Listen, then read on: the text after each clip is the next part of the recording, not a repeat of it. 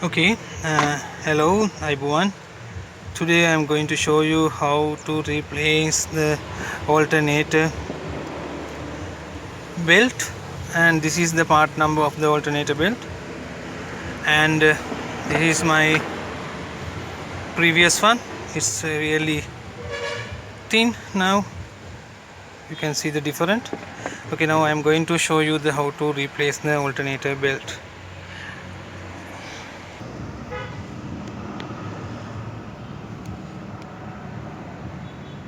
Okay guys, I think you can see it.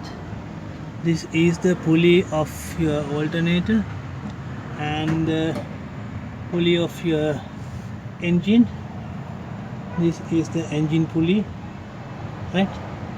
Then your belt has to remove. When you're going to replace your belt, you have to remove your AC belt as well. And now I have put the alternator belt from engine side. Now I am going to place it from here. See, right? Now we already put the alternator belt. Now we have to adjust the tension, and then we have to put here. Now then we can put the AC compressor belt here. The next pulley is AC compressor, and this is the alternator belt. Right, now I have done it. We have to adjust the tension from the top.